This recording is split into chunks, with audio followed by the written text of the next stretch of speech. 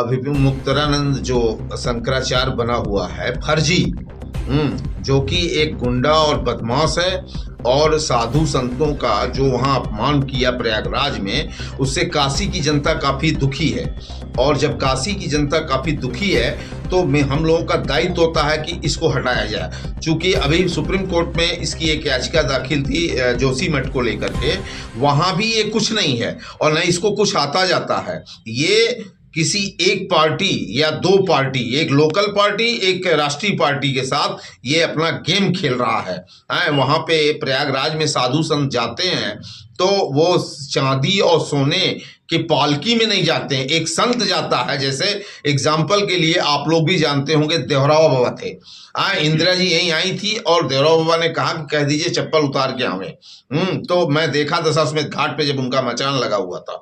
तो देवराव बाबा एक तरह से संत हैं, और ये अमुक्तरानंद ये तो राजभोग के लिए वहां प्रयागराज में बैठा हुआ है। जिस तरह से भारत सरकार के ऊपर और छेप लगा रहा है, उत्तर प्रदेश के ऊपर और छेप लगा रहा है, ये सरासर गलत है और मैं इसका निंदा करता हूं। दूसरी बात कि ये कभी भी देश के प्रति समर्पित नहीं है, ये तो सिर्फ अपने फायदे के लिए।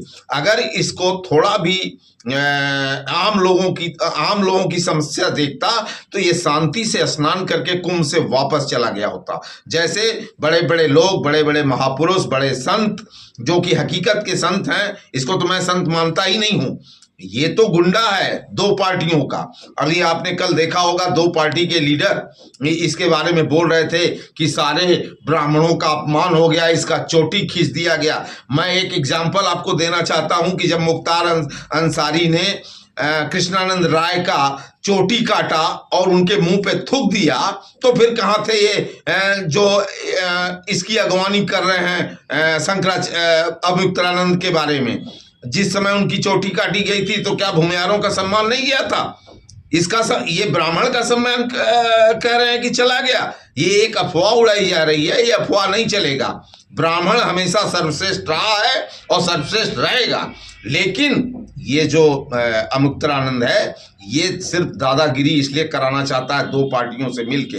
एक क्षेत्रीय पार्टी है, उसका नाम है समाजवादी पार्टी, एक राष्ट्रीय पार्टी है जो कांग्रेस है। उसके दो कुछ जो चोट्टे टाइप के हैं जिनका कि कोई अपना अस्तित्व नहीं रहा है, गुंडे और बदमाशी के बल पे वो विधायक बने हैं, मुख्यमंत्री बने हैं, बाप के विरासत पे उनका कोई अस्तित्व नहीं है कि ये क्या नाम है देश हित में कुछ सोचें।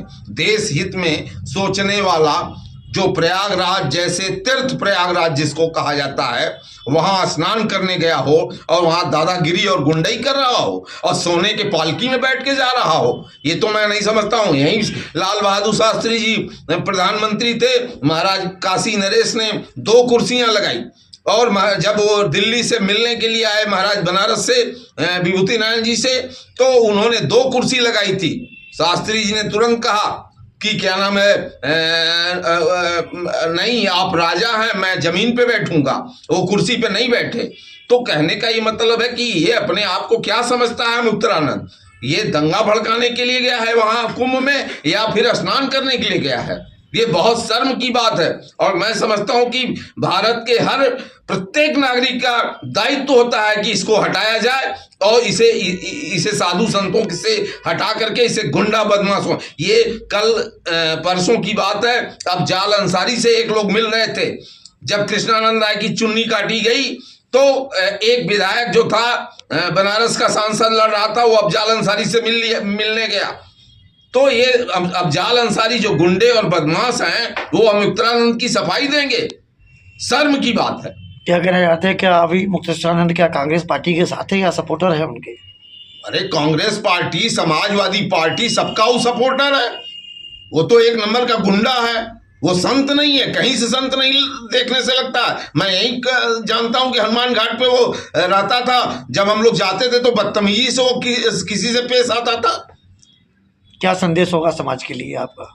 अभी समाज के लिए संदेश यही है कि जो सही में संत हैं, जो सही में वो साधु हैं, उनका हम लोगों को सम्मान करना चाहिए और भविष्य में अपने भारत सरकार की सुरक्षा और खास करके देशभक्ति हाँ, इसको तो ये भी नहीं मालूम है कि हम इसी देश की मिट्टी की रोटी खाते हैं और अपने घर में ही आग लगा रहे हैं।